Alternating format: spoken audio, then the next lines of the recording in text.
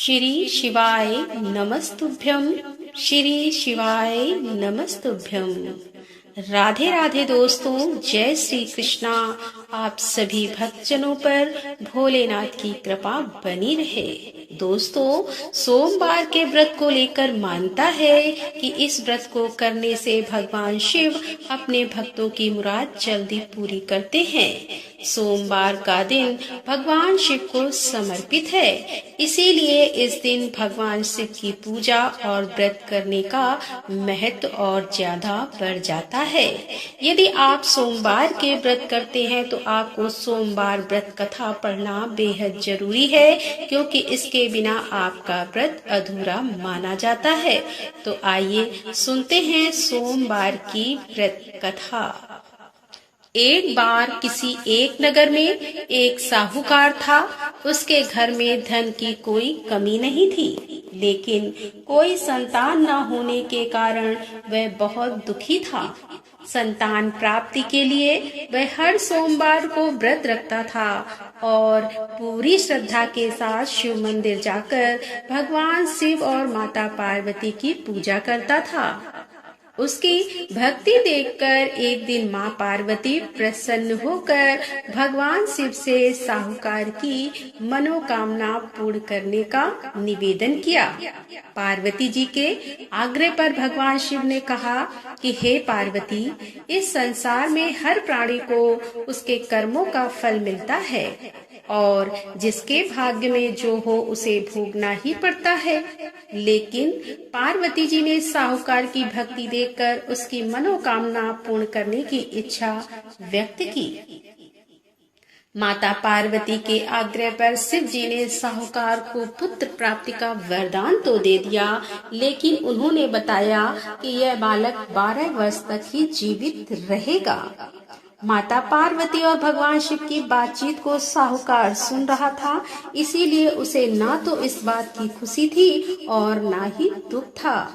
वह पहले की भांति शिव जी की पूजा करता रहा। कुछ समय के बाद साहूकार की पत्नी ने एक पुत्र को जन्म दिया। जब वह बालक 11 वर्ष का हुआ तो उसे पढ़ने के लिए काशी भेज दिया गया। साहूकार ने पुत्र के मामा को बुलाकर उसे बहुत सारा धन देते हुए कहा कि तुम इस बालक को काशी विद्या प्राप्ति के लिए ले जाओ। तुम लोग रास्ते में यज्ञ कराते जाना और ब्राह्मणों को भोजन दक्षिणा देते हुए जाना। दोनों मामा भांजे इसी तरह यज्ञ कराते और ब्राह्मणों को दान दक्षिणा देते काशी नगरी निकल पड़ी। इस दौरान रात में एक नगर पड़ा, जहां नगर के राजा की कन्या का विवाह था। लेकिन जिस राजकुमार से उसका विवाह होने वाला था वह एक आंख से काना था। राजकुमार के पिता ने अपने पुत्र के काना होने की बात को छुपाने के लिए सोचा, क्योंकि ना उसने साहूकार के पुत्र को दूल्हा बनाकर राजकुमारी से विवाह करा दूं, विवाह के बाद इसको धन देकर विदा कर दूंगा और राजकुमारी को अपने नगर ले जाऊंगा।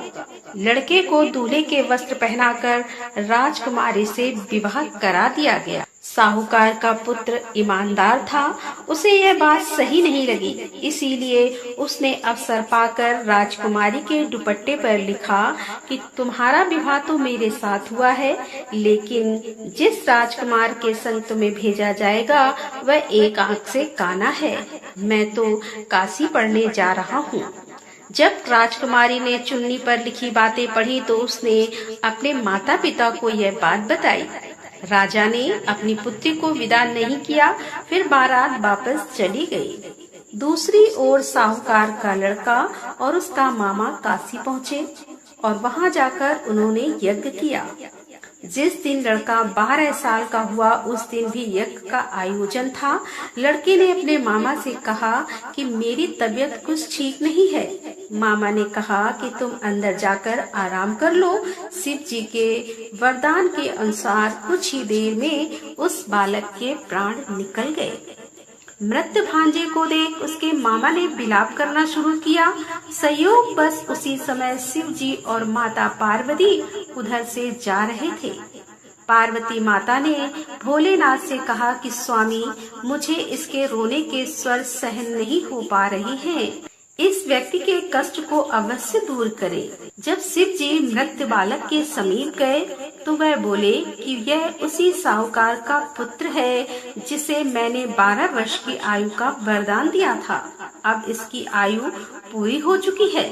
लेकिन म्रात भाव से विभोर माता पार्वती ने कहा कि हे महादेव, आप इस बालक को और आयु देने की कृपा करें, अन्यथा इसके वियोग में इसके माता पिता भी तड़प तड़प कर मर जाएंगे।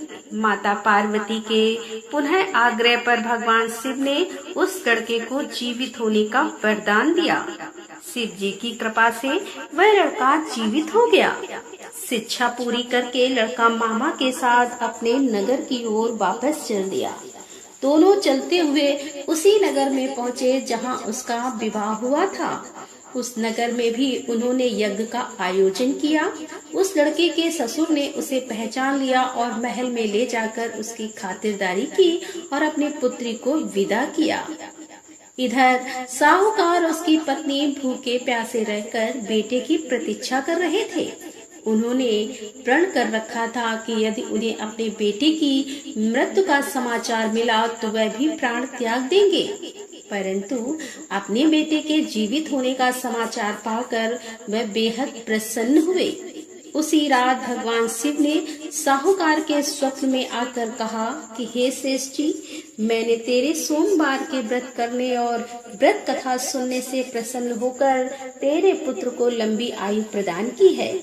इसी प्रकार जो कोई सोमवार व्रत करता है या कथा सुनता है और पढ़ता है, उसके सभी दुख दूर होते हैं और सभी मनोकामनाएं पूरी होती हैं। तो बोलो शंकर भगवान की जय, बोलो माता पार्वती की जय। तो दोस्तों, कैसी लगी आज की ये कथा? यदि कथा पसंद आई हो तो वीडियो को लाइक करें, दोस्तों के साथ शेयर करें और हमारे चैनल पर पहली बार आ रहे हैं और अभी तक आपने हमारे चैनल को सब्सक्राइब नहीं किया है तो कृपया हमारे चैनल को सब्सक्राइब कर लें। मिलते हैं अगले वीडियो के साथ। तब तक के लिए राधे राधे, जय श्री कृष्णा, हर हर महादेव, जय भोलेनाथ की।